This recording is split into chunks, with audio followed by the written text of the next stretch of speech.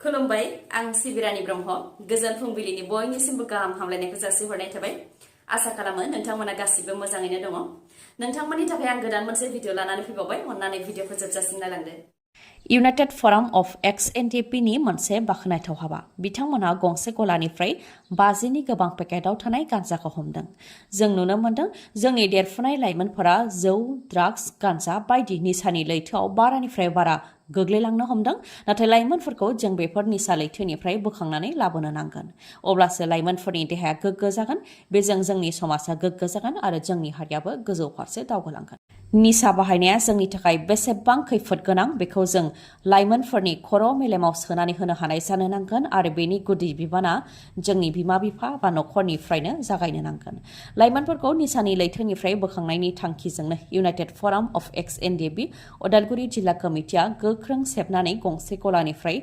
50नि गोबां थफ्लायाव थानाय गान्जाखौ हमनो हादों आरो गलादारनि आखाइजोंनो गान्जानि थफ्लायाव अर सावहोदों इउनाइटेड फराम अफ एक्स-एन-डि-पि उदालगुरि जिल्ला कमिटिनिफ्राय फोरमायथिनाय बायदिब्ला उदालगुरि जिल्लानि सिङाव गोबां ओनसोलफोरावनो फिसा फिसा गलाफोराव बेबायदिनो गान्जानि फालांगि जायो जायखौ जोंनि बर' लाइमोनफोरा बायनानै जायो आरो बे जाग्राफोरनि गेजेरजोंनो गान्जा फानग्रा सासे बैसो जानाय गलादारखौ हमहैनो हादों होननानै फोरमायथिदों आरो खाथि खाला गलाफोरावबो गान्जा फाननायखौ मिथिनो मोन्दों आरो बेफोरखौबो हमगोन होननानै फोरमायथिदों इउनाइटेड फराम अफ एक्स-एन-डि-पि निफ्राय बिटिसिनि हाग्रा बिफाननि इएम रन्जित बसुमतारीनि मुसुखा सावनानै आयेन बेरेखा दंफां दाननायनि हेंथा गोख्रों खुद्रिदों अल आसाम ट्राइबेल स्टुडेन्टस इउनियन आरो बनसुआ जायनाखि आयेन बेरेखा दंफां दानग्राफोरखौ बिटिआरआव थोंजोङै गुलि गावनाय जाबोदों नाथाय सोरखारनि एनजिअआ जुदि आयेन बेरेखायै दंफां दानफायोबा जेबो साजा मोननाय नङा नामा अदेबानि दायनिगिरिफोरनि हेंथा मा राहा लानाय जागोन बेयो रायजो राजाफोरनि सोंथि आरो बेनि सायाव बिआर फेरेंगाया मा बुंफैगोन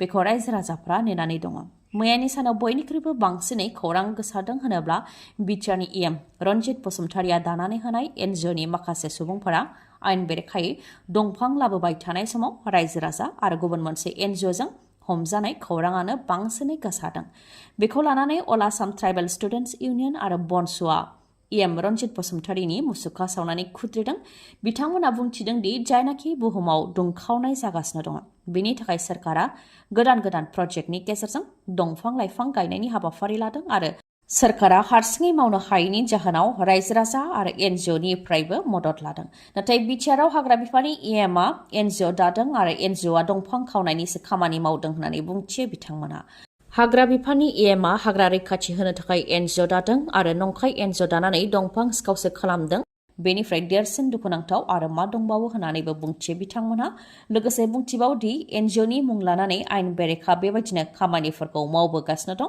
आरो रायजो राजा आबहावा आरो ओनसोलनि ट्राइबेल सुबुंफोरखौ हाराहास्ति खालामबोगासिनो दं बेनिखायनो इएम रन्जित बसुमतारी बा फेरेंगाजों दाजानाय बे एनजिअखौ बेन खालामनो थाखायबो आसाम सरकार आरो भारत सरकारनिसिम दाबि दैखाङो बिथांमोनहा बे एनजिअनि हेंथायै चिरां जिल्ला डिसिनि गेजेरजों मिरुनि environment forest and climate change minister Bhupender Yadav आसामनि रायजो बेंगिरि गुलाबचान्द काटारिया आरो आसामनि हाग्रा बिफाननि मन्त्रि चन्द्रमोहन पाटवारी बिथांजों लोगोसे बिटिआरनि गाहाय प्रमद बर' बिथांनिसिमबो गोसोखां बिलाइखौ गथायो बिथांमोनहा जोंनि हाग्रा बिफाननि इएम बिआर फेरेंगा बिथाङा हाग्रा ओनसोलनि मोजां खामानि मावालासे बेफोरबायदि सिखावनिसो खामानि मावगासिनो दं नामा बियो बिटिसिनि रायजो राजानि गेदेर सोंथि आरो बेनि थाखाय फेरेंगा बा हाग्रा बिफाननि सायाव आयेननि नायबिजिरनाय जानांगौ होननानैबो दाबि दैखाङो बिथांमोना नङाबा बेफोरबायदि दंफां दानफायनाया जाबाय थागोन आरो जोंनि हाग्रा ओनसोलनि मानसिफोरासो इनायै गावथार जाबाय थागोन बुथार जाबाय थागोन आरो हाराहास्ति खालामजाबाय थागोन होननानै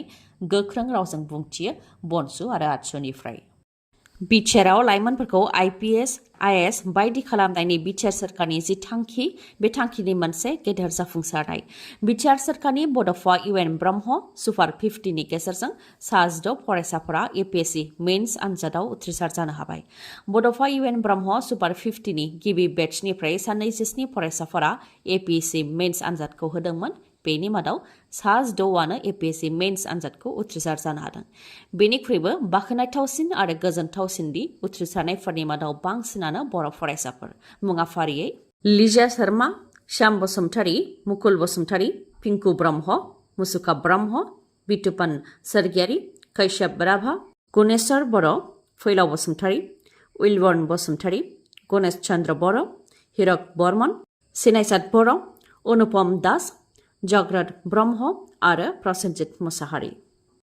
मददनि थाखाय सोरखारजों लोगोसे अनफावरि रायजो राजाफोरनिसिम खावलायहरदों गंसे दुखुथिया नखरनिफ्राय। उदालगुरि जिल्ला माजबाद बाहादुर आदर्श गामिनि रनजित गयारि आरो नीलि गयारिनि जावजा फिसाजो निजोरा गयारि आरो निजोम गयारिया थांनाय 4 बोसोरसोनिफ्रायनो पेरालाइसिस जानानै दं। बिब' बिनानाव सानैबो थाबायनो हाया, मोजाङै ओंखाम जानो हाया आरो फरायसालियावबो थांनो हाया। जायनि जाहोनाव बिसनायावनो सान हर आरो बोसोरखौ बारहोनो गोनां जादों बिथां सानैया। नाथाय दिनैसिमबो सोरखारनि नोजोराव गोग्लैयाखै आरो सावस्रि बिफान बा सोरबा दैदेनगिरिफोरनि नोजोरावबो गोग्लैयाखै। फारसेथिं बिफाया थांनाय 2 बोसोरनिफ्रायनो जोबथेसालियाव जोबथेजानानै दं। जायनि जाहोनाव बिमाया हारसिङैनो दिन हाजिरा मावनानै नखरखौ सालायलांनो गोनां जादों आरो मोजां फाहामथाय होनो हायाखै जावजा फिसाजो सानैखौ। रांनि आंखालनि थाखायनो फिसाजो सानैखौ फाहामथाय होनो हायैजों लोगोसे फिसाज्लानि एडमिसननि थाखायबो रां होनो हायाखै होननानै फोरमायथिदों। नाथाय दुखुथिया नखरा दिनैसिमबो सोरखारनिफ्राय जेबो अनसुंथाय जेरै अरुणोदय, रेशन, PMAY बायदिनि खाबुखौ मोननो हायाखै होननानै फोरमायथिदों।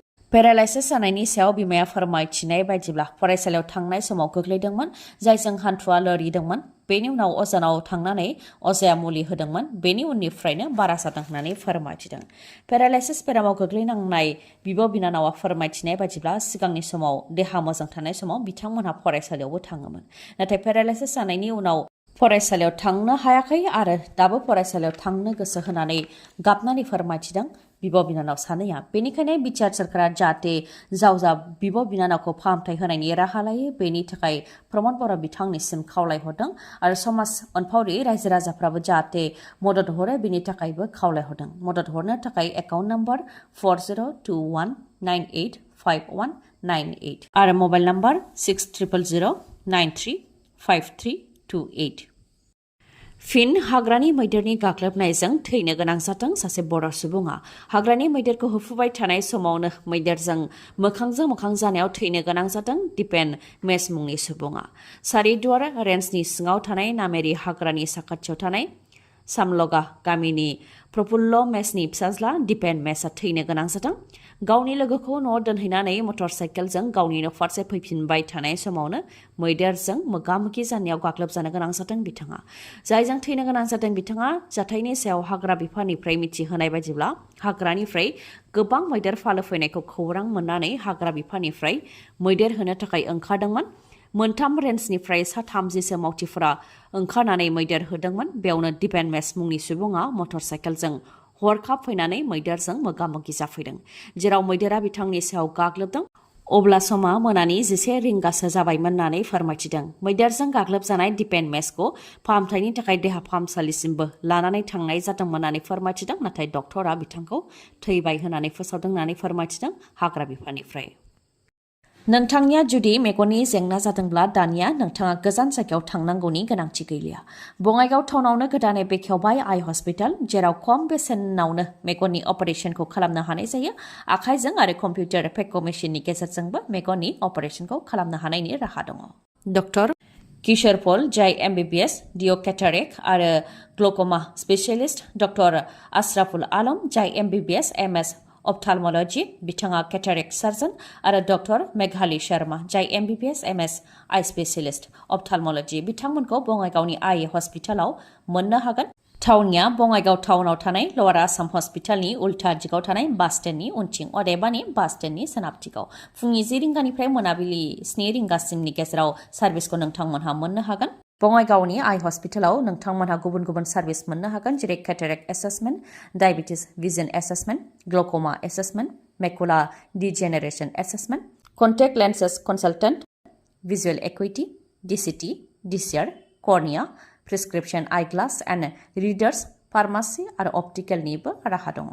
मोजाङै मिथिबावनो हास्थायोब्ला 03664356659 नङाबा 6900949900 बे नाम्बाराव फन हरनानै खौरां लाहरनो हागोन। बलिउडनि किं खान शाहरुख खाना मैया 58 बोसोर आबुं जाबाय। 58 बोसोर जानायनि उनावबो दिनैसिमबो बलिउडखौ आखायाव लानानै दोननो हादों किं खान शाहरुख खाना आरो दिनैसिमबो सिगांनि बायदिनो रायजो राजानि बिखायाव जायगा आवग्रिनानै दङ शाहरुख खाना। रोजा रोजा सुबुंफोरा हरनि समावनो शाहरुख खाननि जोनोम सानाव बिथांखौ विश खालामनो थाखाय नुजाथिहैदों। मुम्बाइनि बान्द्रायाव थानाय शाहरुख खाननि मन्नत हाउसआव नुजाथिहैदों रायजो राजाफोरा, जेराव बम गावनानै रंजानायजों लोगोसे आखायाव बेलुन आरो प्लेकार्ड बायदि लानानै जोनोम साननि गाहाम हामलायनायखौ जासिहरदों शाहरुख खाननो, जेराव मोनसे रंजाखांनायनि थासारिबो सोमजिदों शाहरुख खानखौ मोजां मोनग्रा सुबुंफोरनि गेजेराव। शाहरुख खान बिथाङाबो गावनि न' सिंनिफ्राय बायजोआव ओंखारबोनानै रोजा रोजा रायजो राजाफोरनिसिम खुलुमनाय आरो गोजोननायखौ जासिहरदों। हरनि समावनो बेबायदि लोब लोब सुबुंफोरा फैनानै जोनोम साननि गाहाम हामलायनाय जासिहरनायखौ लानानै समाज बिजोंनि गेजेरजोंबो गोजोननायखौ फोरमायथिदों बिथाङा बुंथिदों दि आं सासे एक्टर आरो नोंथांमोनखौ रंजाहोनो हानायनिख्रुइ देरसिन जेबो जानो हाया होननानै बुंथिदों बिथाङा। रायजोआव सिखावनि उदखारा ओरैबायदि बांदों, मा सान मा हर जेबो फाराग गैया। रायजोनि मादाव गुवाहाटि नोगोरावनो सिखावनि उदखारा बयनिख्रुइबो बांसिनै बांदों। सान हर सिखावनि उदखार गुवाहाटि नोगोराव। साननि समावनो सुबुंफोरनि होंगो दोंगोनि गेजेरावनो गारिनि ग्लास सिफायनानै लांदों 3 लाख रांसो। गुवाहाटिनि हेंग्राबारियाव जादों बे जाथाया। लामायाव दोनथ'नाय फरचुनार गारिनि ग्लासखौ सिफायनानै गारि सिङाव थानाय 3 लाखसो रांखौ लानानै थांदों। सुबुंफोरनि होंगो दोंगोनि गेजेरनिफ्रायनो गारिनि ग्लास सिफायनानै लानानै थांदों नोगोद 3 लाखसो रांखौ, जाय सीसीटीवी केमेरायाव सेबखांजादों। श'रुमनि बिगोमा कमल कृष्णानि गारि सालायग्राया गारिखौ लामायाव दोनथ'नानै दान्दिसे समनि थाखाय गारिनिफ्राय ओंखारलांनाय समावनो बे जाथाया जानो मोन्दों।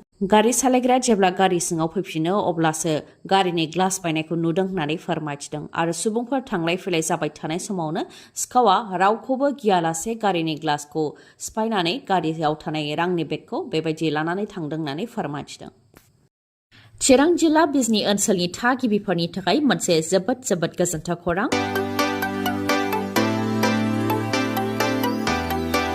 बिजनी कलेज र'डआव थानाय बागुरुम्बा टिभिएस श'रुमआ नोंथांमोननि थाखाय फिन मेगालन खुंनो आखायाव लादों। खम सुद होनानैनो बा खम डाउन पेमेन्टआवनो नोंथांमोनहा स्कुटि बा मटर साइकेलखौ मोननो हागोन।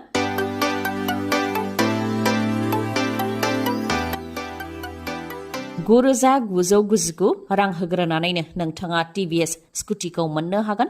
₹15,999 रां होग्रोनानैनो नोंथाङा टिभिएस आपाचीखौ मोननो हागोन। ₹10,999 रां होग्रोनानैनो नोंथाङा टिभिएस राइडारखौ मोननो हागोन आरो ₹6,999 रां होग्रोनानैनो नोंथाङा मफेड बा एक्सेल 100खौ मोननो हागोन। बेजों लोगोसे जायखिजाया स्कुटि बा मटर साइकेल बायोबा बेसेन नाङालासे गंनै हेलमेट मोननो हागोन। लोगोसे सीट कभार आरो टेंकि आबुं जाजासे पेट्रल मोननो हागोन।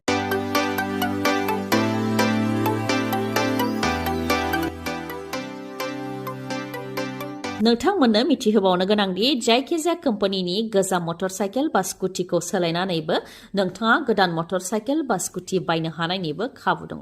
अब्ला नोंथाङा जिंगासिनांगौनि जेबो गोनांथि गैया। बेफोर अफारा 5 नभेम्बरनिफ्राय जागायजेननानै 9 नभेम्बरसिम थागोन। बेनिखायनो नोंथाङा गोख्रैनो बागुरुम्बा टिभिएस श'रुमनिफ्राय बाइक बा मटर साइकेलखौ बायनानै लाबोनो हागोन। आबुङै मिथिबावनो हास्थायोब्ला 7002132259 नङाबा 8638131734। दिनैनि भिडिअआ एसेनोसै। गाबोन फिन लोगो मोनफिनबावगोन। नोंथाङा जुदि आंनि भिडिअखौ मोजां मोनदोंबा लाइक, कमेन्ट आरो शेयार खालामनो दाबाव। गोजोन्थों।